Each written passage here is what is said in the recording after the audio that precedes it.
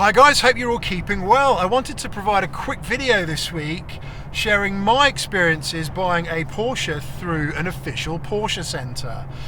Because you do read a lot of stories online, some folk for whom it's gone very smoothly and others, well, it's not gone so smoothly. And right now there's a lot of factors which can influence that order to delivery process, both internally and externally outside of Porsche's control. I had some pretty unique things happen during my delivery process which were completely outside of Porsche's control and definitely aren't normal, and I'll discuss those in a little bit more detail throughout this video. But this is the Taycan Turbo S.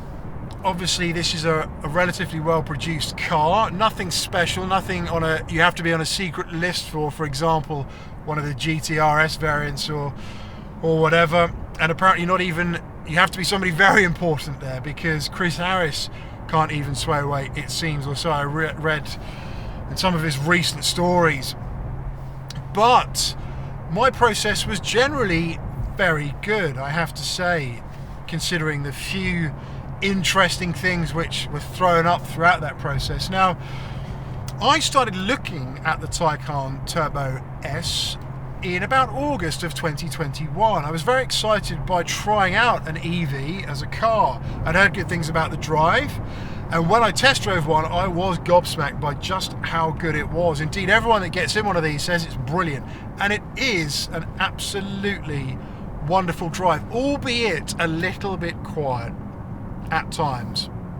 Well, most of the time, to be fair, all of the time. It's silent. You can hardly hear the thing. No theatre whatsoever. So if it's theatre you're after, it is the wrong car. If it's attention you're after, it is the wrong car. I really enjoy it though, I really do. Anyway, looking at the Taycan, started looking in August of 2021. And at that time, the lead time for one of these was quoted at about 6 months. Fantastic, I thought to myself, this is very good. I had a McLaren 570S on lease at the time, which was due to expire in June of the following year. So I thought, no rush, we can place an order pretty soon and have one in time for that handover process. Limited space in the garage and in the bank account. You know how it goes, right? And then, in about September of 2021, we had the fuel crisis, where everything went belly up in terms of getting fuel from a forecourt. No delivery drivers for the tankers anywhere, and everything was just a nightmare. And it was very hard to get fuel, and prices went through the roof. And during that time, inquiries for EVs went up by about 1,000%.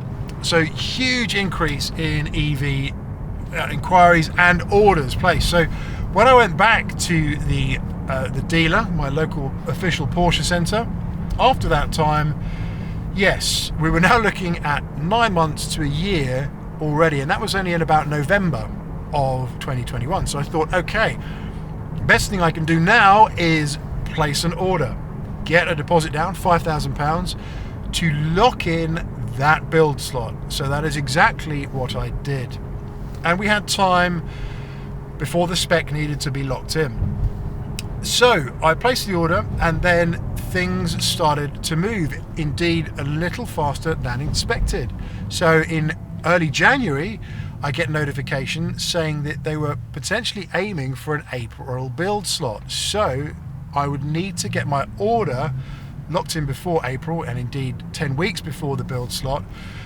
So you're looking at sort of early February timeframe for locking in that config, the all-important config. Now I would recommend, if you are locking in your config, do it at the dealer. Don't do it online or remotely. If you can get down there, please do. Look at cars that are already available in the showroom. Ensure you've done your homework there. Run through it with your salesperson, because honestly, they'll probably know it a lot better than you, even though we like to spend a lot of time messing around on configurators and probably think we're experts. But do it in person. I can't stress that enough. Be really comfortable with the config that you're selecting. I did mine in person. It was a great process, quite enjoyable as well, actually, and good to get that order locked in and walk away knowing exactly what you're getting at the end of that process. So that'd be my first bit of advice, is do that lock-in 10 weeks before the build slot in person. So we do this in person. All went well. Locked the config in. It's the config that you've seen in my other videos. Really like it. And then the god-awful thing in Ukraine kicked off when Russia invaded Ukraine. That was in February. Terrible situation. And I thought to myself, okay, well, you know, you might not even get a car this year. A minor problem compared to what's going on. Just deal with it, put up with it, doesn't matter. There was indeed a specific issue in that the wiring looms for this platform, the Taycan and the e-tron, the RS e-tron, were made in Ukraine. So they were actually manufactured there. A key part to connect everything together, made in Ukraine. And of course they had to shift production, I believe, to another location, potentially Mexico. I'm not sure, but yeah, I just thought, okay, well, that's one issue, and you know, you'll be lucky to see a car this year. That, in my head, I thought that, right? Because when there's a war going on, everything else pales into comparison, right? So anyway, I kind of wrote it off in my head, and a little bit later, they came back to me and said, actually, we're looking at potentially a June delivery slot, because all the build slots in the systems just disappeared overnight, as expected. Everything kind of withdrew, and there was no visibility when this horrible situation kicked off. But then things started to trickle back into the system, and yeah, I was informed that potentially they'd be looking at a delivery date in June. So okay, well, that's pretty positive considering the situation. So I hung tight and waited for how things panned out. June kind of came and went without too much. There was still no real visibility of what was happening. Nothing was guaranteed. And then all of a sudden, out the blue, I was informed that yes, my car was in production, and I was able to see photos of it on the production line, the shell of the car, which was pretty exciting stuff. And then I get an email saying that my car had left the production line July 7th. So a little bit later than expected, but very good nevertheless. So I'm thinking, okay, the manufacturing process, I'm told, takes about 3 to 5 days, a week or so, building the car. And then shipping after that takes anywhere from 6 to 8 weeks, I'm told.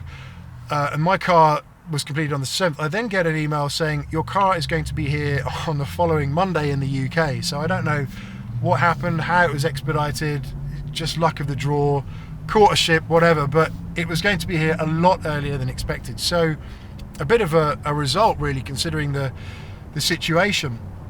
So I was pretty excited by that, and the whole process ended up taking roughly the sort of time that they originally quoted, right, which was that 9 month to a year time frame, which was great because everything married up perfectly, and I was lucky. Now there are some other things to note here. At the time, there were specific things on the config that were delaying that you could configure, that were delaying the shipment. The Burmeister sound system being one of them. Mine didn't have that, it was Bose, so unaffected. But we have to remember we were in the midst of the chip shortage at the time as well, which caused issues for small things and cars building up at ports for things to be retrofitted, etc. But there was none of that on my car, which was lucky, just purely through to the config I'd chosen. So no real issues there, and we were in quite a good situation. So for me, that was an absolute result to get the car early. Right now, I understand some issues that are delaying cars are the Bose sound system. If you expect a Bose sound system, there's delays on that. So it is an interesting situation to be in. There's always chopping and changing. There's lots of factors that can influence that lead time. Now, in terms of current lead times, for Taycans, I believe it's about 18 months, up or down, depending on model and config.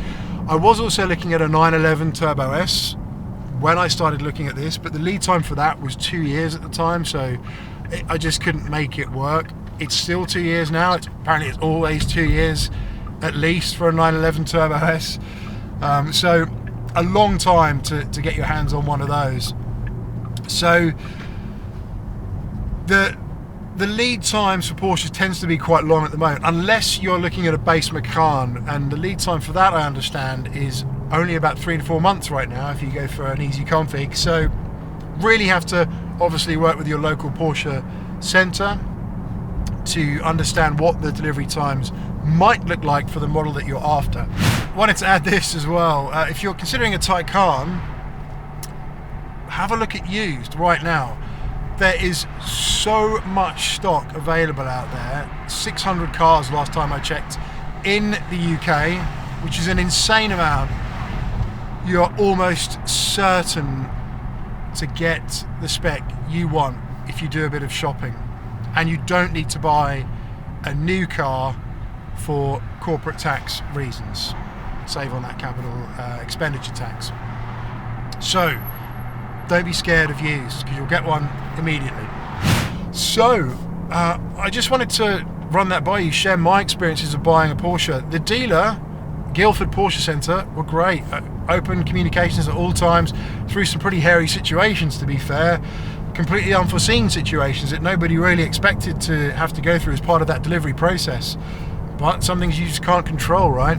But they were great. Very open, very transparent, so couldn't recommend it enough. And if you are interested in a Porsche, I hope it's the same for you as well. So that is it, guys. I hope you enjoyed. As I say, just sharing the experiences. Do like, do sub, and I'll see you on the next one. Bye for now.